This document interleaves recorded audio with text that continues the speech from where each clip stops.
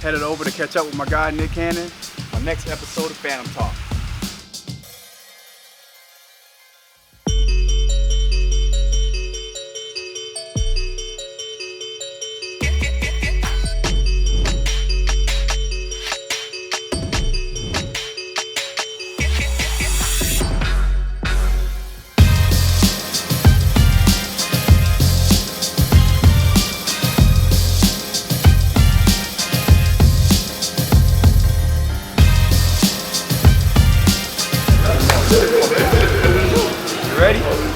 You my ride to the airport. Thanks for coming, man, for another episode of Phantom Talk. I'm glad to get you in the back seat, brother. No doubt, man. Thank you for taking me to the airport. We in here. First thing I want to ask you is, I know you've done such a phenomenal job branding yourself. I know for myself, I say that it's good and bad. I branded myself when I started as a trainer. Yeah. That it made it hard for me to step into entrepreneurship and all the other things that I've been able to do. Did you run into that same issue? Oh, absolutely. I mean, you gotta understand too, even before even getting into different businesses and even entertainment, people always perceive me as a kid. God, bring that headlight in a little bit closer because I like the angelic glow. I told you this new conditioner was gonna bring out your highlights. You know what I mean? Because the introduction to me, a lot of it was like Nickelodeon, or even if people knew me before that doing stand-up, I was like the kid who did stand-up. And so like, it was almost gimmicky. And then whether even transitioning into music, into films, they're like, once they have their perception of you, that's how it is. I mean, you see a lot of child stars, that's a lot of the issues that they have because somebody is so adorable on a TV show or you got this character embedded into your mind and that's all you want to see from them. So people don't want to let young people grow up in this industry. So it was a little interesting, you know. I think all young people, and I actually started, I was probably like 17, 18, so I wasn't a kid. Yeah. But even just with that stigma of like Nickelodeon and stuff like that, it makes it seem like it's a little bit more like almost even corny to where it's like, oh yeah, it's a child. So. But you get past it. You said you were executive at Viacom? Yeah, man, I was an executive at Viacom for like, you know, a decade. And it was difficult for even like some of the staff to even look at me as like an adult. I just feel like it's always this thing is just walking in your authority. You know what I mean? And as that walk, you know, like you said, whether it's training, whatever it is, even in that same concept, the more you walk in it, the better you are, the more agile you are, the more you have the ability to do multiple things. So even with me, man, I just had that hustler spirit, and I never took no for an answer, and I always felt like, well, if I could do this, then I could definitely do that. Well, you know, if I put the time and the preparation into this, anything I want to do, I can get to it. And I see everything as small feats. You know, I don't look at it something like, a lot of people have that perspective on life and the world's like, man, I could never do that, or I'm such in awe of that. And I'm like, nah, I can do like that. I look at things as like challenges and obstacles. Ain't nothing gonna come easy, but there's nothing that's impossible. I was just thinking 2 days ago, this might sound small, but I said, man, these little small moments that I have to conquer, 20,000 small moments just might be bigger than that one big moment. Yeah, it's I never really looked at it like that. Yeah, it's reps. Like, just as a trainer, you know how I go, like, the more reps you put up, you know, even if they're small, or even those little small victories, I mean, it's the build up to get to that stuff. Is the stuff like every day I got to do something that actually allows my body to grow. Same thing with my mind, man. I read like 2 books a week, and I was like, all right, out of every book, I got to get something, a new gem, a new quote, something that opened my mind and my perspective up on something that I didn't have in the previous week. And I think that's just value in life. You know what I'm saying? Like, if you ain't really living if you ain't growing. It's like a plant, man. Like, you got to just get something every single day.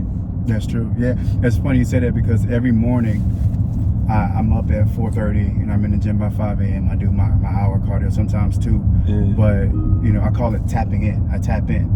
And it helps me to create clarity. And without that fight, I almost have to, when I'm on a treadmill, I'm going like there's something on my back. I'm struggling. Because I always say that if you don't create resistance in your life, you're not gonna have a relationship with it.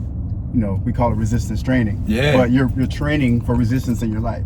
So I have to mentally get my mind there, and it helps me deal with my problems in the real world. Nah, that's real, man. That's a powerful way to look at it. I love that, like tapping in, and then challenging yourself. That's all it is. Mm-hmm. When I talk to kids, I always say, one day I said this a couple weeks ago, I said, everything you see cannot be tied to everything you saw. And God's trying to take you to new levels in your life, and you're not going to be able to see it until you learn to detach yourself from what you've seen. We aspire to be the kings that is truly embedded in us. I think a lot of the issues are, going to what you were saying, is the things that we are told that we are, or that we're not, or that we're lesser than, or that we're feeble-minded. Because I think it's our nature to strive for greatness, and that's the thing. Like, I try to remind the youth, because they see, it's a part of our identity. yeah, they see the hip hop is just engulfed in luxury and fashion, and that higher lifestyle. We see it in every music video, and from the drip to just how we move.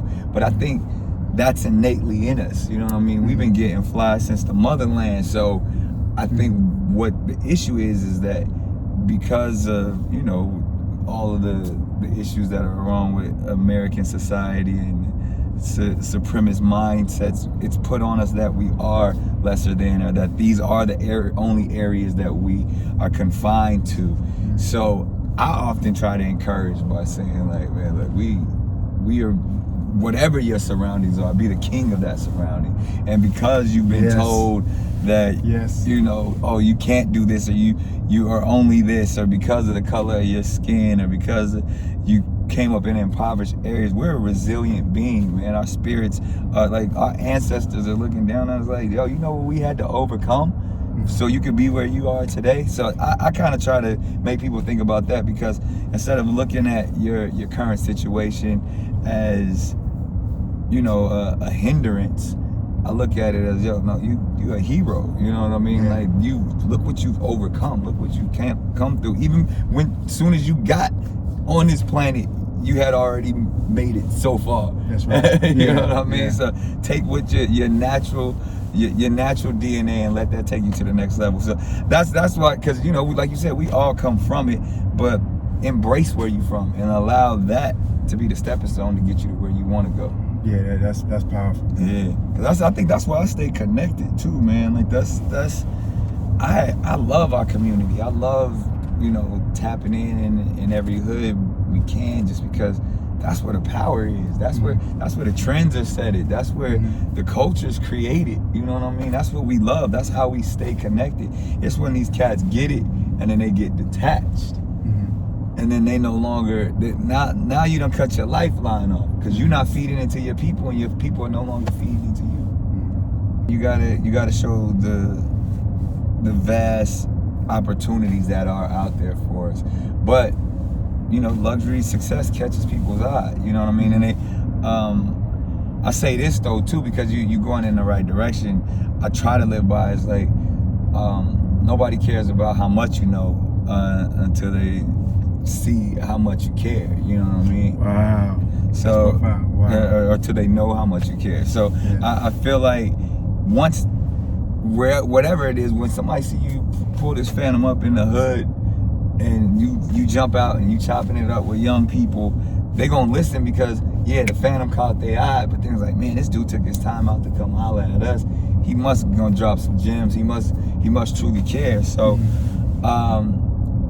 I'm of that vibe, man. I kind of dedicate every city we go to on this tour and stuff. I try to dedicate time where I get an opportunity to go talk to some young people, to go sit and build with them, to go to a facility of incarceration, jails, prisons, whatever it is, just to be like, yo, I'm tapping in, I'm here, just to show, I really care about my community. And I just wish that as our people, we learn to big each other up. When Deontay Wilder, got knocked out, everybody started making those memes. That really hurt me. He was representing his culture. When I say his, I mean ours. But at the same time, not the switch service. I got a question. Because I'm in business with the same people that you in business with. What's the fine line between getting there, getting your foot in the door, and then being able to say, this is what I'm about. Versus, Right. I won't use the word playing the game, but versus being widespread to connect to all types of people. And once you have enough leverage, then go to your, what's the fine line between? I know you know. Yeah, no, absolutely. I think one, like you said, it's a game. You got to know how to play it. You got to be smart, but that game is chess. You know what I mean? And ultimately, you got to know how to set up the board. You got to know how to get yourself in those rooms and how to stand firm in those rooms. You know, sometimes it's, you know, people always looking to compromise your integrity and challenge your character, especially in business.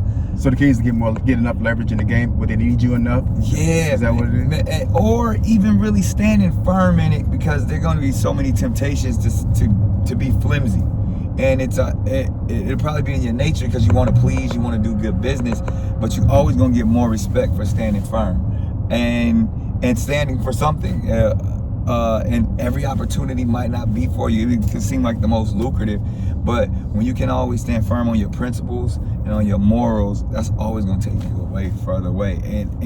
But you got to do the dance. I mean, I'll give you a fine example of simple stuff like we always see the concept as a kid, you know, on Nickelodeon, and I would do whatever just to make somebody laugh or whatever an executive told me to do. Put on a dress, yeah, of course I'll do. You know what I mean? Like. But then as a man, when you step back and you start to learn a little bit more, like, man, I probably would have played that a little differently.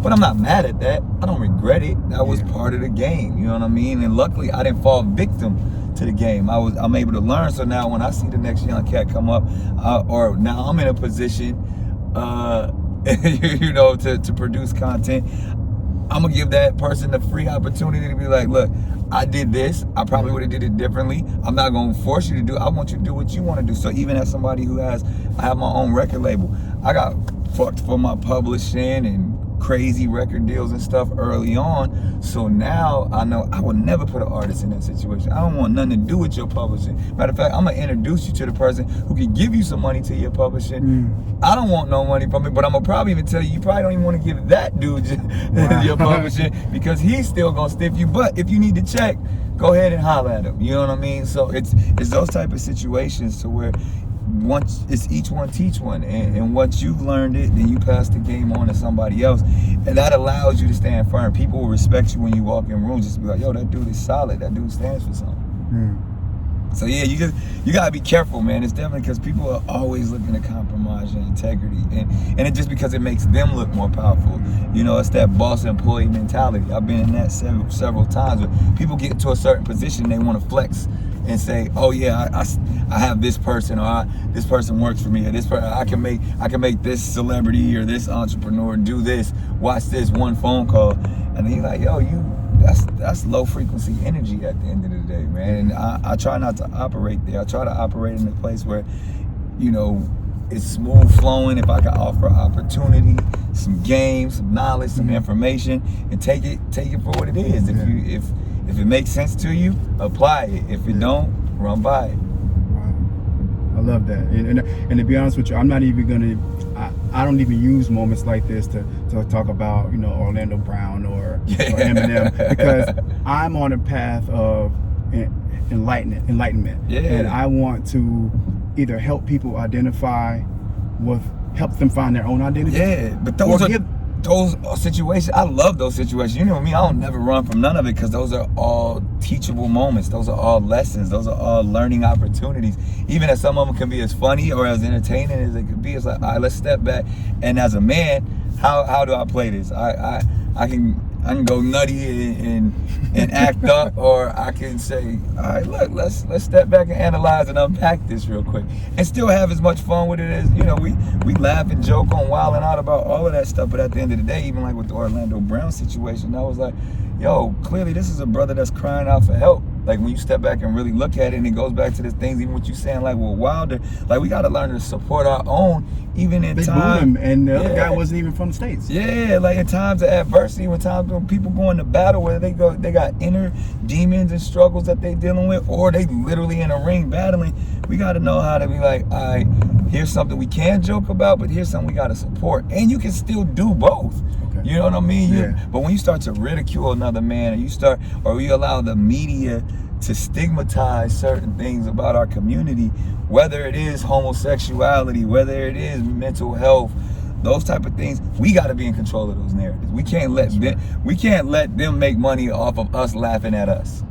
You know what I'm saying? That's right. Wow, Like, well said. Like so, and that's even, you know, like I said, even the Eminem stuff. Like it's all fun in hip hop until we get to the root of it, to where it's like, all right, now let's get back and have this white privilege conversation again. Oh, that's why you responded. Yeah, well, I mean, more than just, it was more like, you know, obviously talking about the same thing for 20 years, and because I have so many platforms, in the same way we can have this conversation. Somebody asked me my opinion on it, or how I'm gonna give it to you how it is. So I saw the entertainment aspect of it. It's like, shit, we gonna invite them to Wildin' Out. Yeah. This would be the most classic episode of Wildin' Out ever. But then if we want to get to the root of it, it's like, So all right, why is there no consequences for a man who's consistently disrespected women of color specifically? And it probably hit home for me a little bit differently, because it's the mother of my children that you're making fun of mental health, you're calling her out her name. And as a man, what am I supposed to do? Just laugh it off because you can rhyme some words together really fast? Like, nah. You as a man, you gotta holler at me on that. You know what I mean? Like, but in this mindset of like, oh, it's just Eminem, he can say what he wants to say and get away with it.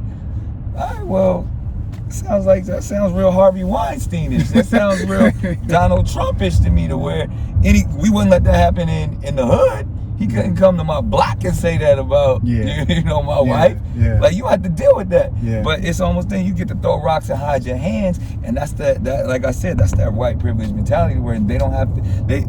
Their measuring stick is different. They can say, "Oh, I'm sorry," and that's why I just, that was real strategic for me. Like, as much of it as is hip hop, and I give dude all of his props all the time, but because he's gifted in a space of music that we should allow him to disrespect the culture that he's a guest in. It's a little crazy to me. So, but I'm glad we were allowed to have this conversation, and I feel like it hit him differently. You know what I mean? And I think now, because times are different, we're like, all right, man, we know you call black women bitches, when you first started rapping, and you thought that was okay. You know what I mean? And then that behavior has continued to whenever, because you said you were upset and you apologized because you had a black girlfriend and you were really angry. And then I watched that behavior continue. And the same thing, whether you talking about Mariah or who's to say you're not gonna say that again? Yeah. You know what I mean? When you get angry again. Yeah. You know what I mean? Like, some people just need to get punched in their fucking face, and then they realize there's consequences to everything. Like, I feel like a man should be able to say whatever he wants to say as long as he can deal with the consequences. Yeah, that's a soundbite I'm gonna put in my pocket. Every day. I respect that. Man, so many questions, so little time. This airport came up quick. Yeah. I've had moments in my life where I've been depressed. I don't claim depression, but I'm such a perfectionist, and so this is a two-part question. How do you handle having so many jobs, A, and B, I know you're hard on yourself, and you're harder on yourself than anyone else, and that you know. Yeah. That energy could be hard to deal with sometimes, and I know for myself, I struggle with, should I say something, should I not say something? Yeah. And it becomes where you're in your own head. I know you can relate to this. Being in your own head, you seeing everything, you're being a visionary, you're going, you know what, I got to take the L to get the W. Instead of going at it at 100, I'd rather go at it at 70 and coast at 70 and still make it. Yeah. I know you relate. Yeah, not 100%. It's exactly what you said. It's an energy. You know what I mean? Even like when it comes to my career, I don't look at it as a bunch of jobs. I look at where am I putting my energy. It's all one career. And then because we're we operate on that high frequency, and we trying to vibrate higher than anybody else. That's where we're challenged, because whether it's depression, whether it's mental health, when you always clicking going, you don't get as much sleep as most people, you always multitasking, sometimes you forget to take care of yourself, and everybody's always saying you're good, you're doing a good job, and it almost pisses you off when people give you accolades, because you know that you could give them more. If I feel like, again, it's protecting your energy and knowing where to channel your energy, and that taking care of yourself feeding yourself constantly, whether it's the proper nutrients in your body, to whether it's the proper wisdom and information you put into your body, because those are all those things. When we do get low, that's what we have to rely on. I always feel like we're generators, you know what I mean? And we people plug into us, Yeah, you know what I mean? Like I was like, everybody want to be the plug. I'm like, nah, I'm the generator. You got to plug into me. But being a generator, wow, people are always trying to take our energy to facilitate and to energize whatever they need. So as the generator, we got to know when we got to step back, let everybody unplug from me, unplug from the system, and then go and recreate that power, and then go back and be able to give it to them. So that's kind of how I do. Like, and sometimes that's just really just blocking people out. Like even right now, like I ain't got no cell phone on me. And all of that's purposeful. And I usually take a certain amount of time during the day and say, all right, this is when I'm gonna give Instagram my energy. You know what I mean? When I'm doing my morning show, or this is when I'll check my emails. And until then, you don't catch me because I'm not on that. But boom, I give an hour every day on email. You know what I mean? You'll catch me for that hour, and then I'm off it. You know what I mean? And maybe once in the morning, once at night. And then I got to get to my family. I got to get to the studio. I got to get to the gym, whatever. Because if I'm constantly, I'm getting drained. There's a lot of vampires out there that just suck your energy if you allow them to. So, and that's, to me, when you get drained, that's when those, spirits of depression and things like that will bring you down to that lower frequency. So if you try to always stay on that higher frequency, at least for me, because like you said, we all get it. We all get down. We all have that spirit of depression that'll come on us. But that, to me, is like, that means I got to protect my energy and get back to energizing and being that generator that I am. Wow. So it happens every time it happens. You just go, oh. Yeah, that means I need to unplug. I need to, meditation, yoga, but even really just stepping away from all the things that probably got me depressed. You know what I mean? Even everything from relationships. Like, it's times where I'll be like, yo, I gotta fall back from, trying to be that guy or trying to date this person. I may be in love with this person, but it's like, yo, this keeps taking me to a lower frequency place, whether it's arguments, whether it's sadness, whether it's me checking up and trolling, all that stuff. It's like, yo, I got way too much stuff I need to be doing and to be trying to figure out where this chick is and what she doing, and who's like, I ain't got time for that. Being who you are today, do you think your marriage with Mariah would have been different had you been the man you are, as you've evolved into? It helped me, man. Like, it allowed me to become this man. So I think, I was super immature, just as we all are. But when you have somebody, a true queen by your side, showing you, growing with you, like, man, I wouldn't be the man that I am if it wasn't for that situation. I don't even think about like how it would play out different, because I love where we are right now. You know what I mean? I love being able to be the father that I am to my children, and the experience, like, it's perfect. You know what I mean? To be honest, like, it's all love. You know what I mean? And I feel like when you're in a relationship, sometimes, especially when what society defines as a relationship or a marriage, those are the things that actually cause the issues and bring the energy down. They say when they think about the reasons for divorce, whether it's financial, whether it's usually from the outside that have kind of jumped in and on your relationship, opposed when you shut the outside out and say, I'm not gonna let them define what we are. I'm gonna define what my household is and how we operate. The first thing we did when we got together, I said, listen, we got to find an identity and a purpose to attach ourselves to. What's our goal? So if it's our goal and not where we're going for dinner, now when times get rough, we are aligned to a path that we both, our heart is set on. Yeah, that's dope. You know what I'm saying? And that's like, I value that, man. I mean, I salute anytime I can see people in a situation where they truly have purpose, and that two come together for one common goal and become one. Everybody, that's rare. You know what I mean? That's why they say marriages and relationships are exalted by God, because they're not natural. Everybody can't naturally do it. You know what I'm saying? Like, if they were natural, everybody would have success in it. But the ones that are, you lift them up, man. And that's why, we have kings and queens who can reign together, and then you have, kings and queens who rule alone. So we here. We made it. I don't know if you knew you were going to be here, or maybe you always thought you were going to be here. You know, where you are in your life, from a financial standpoint, from a spiritual standpoint, mental standpoint. I mean, I would be surprised if you said you're surprised, because you seem like a guy that knew where he was headed. Yeah, at 15. It's funny. At like 4 years old, they used to tell me I would introduce myself as Nick Cannon and sign autographs. Like at 4. Really? Yeah, it's just like I just knew that, like whether it was fame or I just knew that I was just like, I always wanted to be important, you know, like always standing up in front of the church. It's like, you was in my heart this morning, because I was thinking, I want to ask him, this is crazy. Either where's the fine line between believing in yourself or something just being in you and you just responding to it? Yeah. We can say believe in yourself, but some people just actually have it and they just have to accept it. yeah, Accept the gift. and it gets cosmic for me, man. Like I feel like it's an energy. Our spirits have been here before, and I get to a space of like, all right, what am I supposed to get out of this? What's my purpose? And in this time on Earth.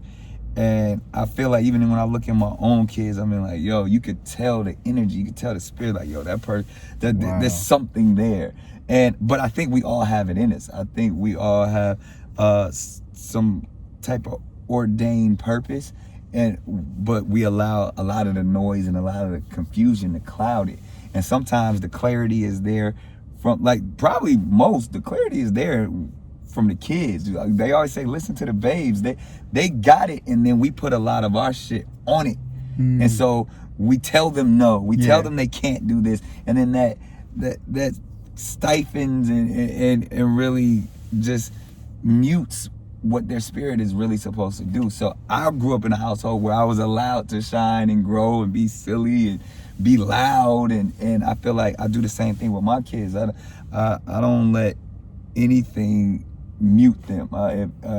We have a lot of discussions, and you know, they got a lot of energy, but I think one of the reasons why I was allowed to do this because my father would give me those affirmations of like, yo, you can do all things, you're more than a conqueror, you faster than fast, quicker than quick, you're a superhero. You can, and like, just even as a kid, that's type of stuff, I can do whatever I want to do. And when you give a kid that energy, they can't be bullied. They can't be told that they're unintelligent by a teacher. They can't be, you know what I mean? Like, because words are powerful, man. Like, did your father always call you incredible? You said words are powerful. Yeah. Is that why you have your brand name? I was trying to figure out why you called it incredible. Absolutely, that was it. It was one of those things like, you're incredible. You're more than a conqueror. You could, like, all of those just big words. You're phenomenal. You're a genius. All of that type of stuff. Like, he would speak that stuff into me, and he spoke it into, now I speak that stuff into my children to this day. So, like I said, you know, death and life is in the power of the tongue, so you got to always speak life. Facts. What's your goal in life as far as where you're at? If you have to leave here today, what? Yeah, mine is simple though, man. Oh, okay. I just want to be known as somebody who is always smiling and able to make others smile. You know what I mean? It's like, smiling is a big thing for me, because I feel like that's your light. And I feel like I want to be somebody whose light was always on, no matter what the situation was, no matter where you put me, I was a light shining. And if I can smile with my light and then bring smiles to other people, we're going to light up the world. So you're going to school to get even more knowledge, as much as you can, to be able to relate to every person. To be just simple with it. You know what I mean? And I feel like that's the Buddhist mentality, man, to, like, you know, the wisest man knows that he knows nothing at all. You know what I'm saying? Like, and till you soak up as much as you can to just sit and be still and just understand, this is where happiness lies. And if I'm smiling, that smile is going to be contagious to somebody else. That's beautiful. Well, I got 2 gifts for you. My first gift is I have a brand called Gorilla Brain. All right. And the motto is tap in.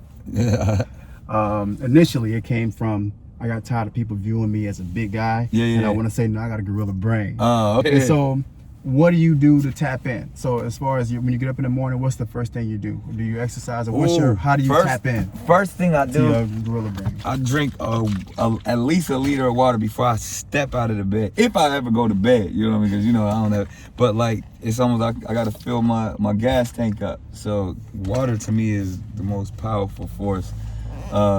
On the physical force on this earth. So I always just fill myself with water, which then gets me to, whether it's straight to to some type of gym activity. First, you have to do that. Yeah. Right after the water, and then being tired from that, then goes to prayer and meditation. And what time is this? It has to be like 3 in the morning. 4:30. 7 days a week. Yeah. Wow. Nah, I ain't gonna front.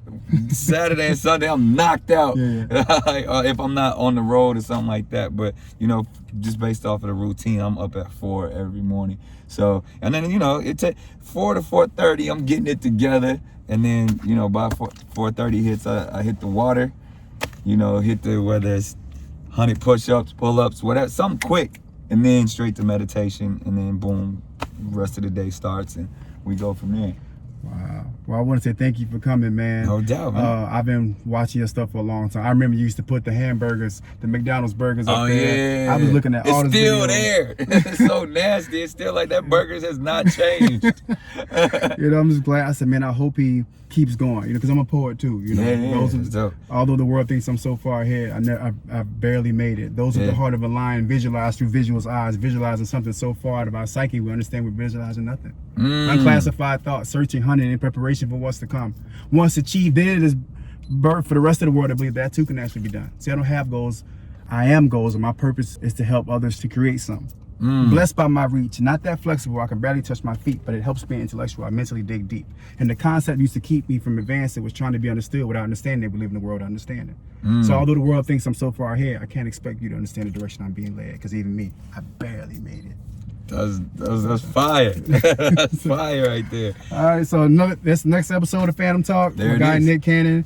He got new music on the way. I listened to his whole album. The song with Nipsey, titled Nipsey. That's my favorite song on the Nipsey, album. Man, I appreciate that. So man. check him out. Appreciate you, King. Thank you, man. That's it for this episode of Phantom Talk. Stay tuned for the next one. Thank you for tuning in. Keep feeding your mind.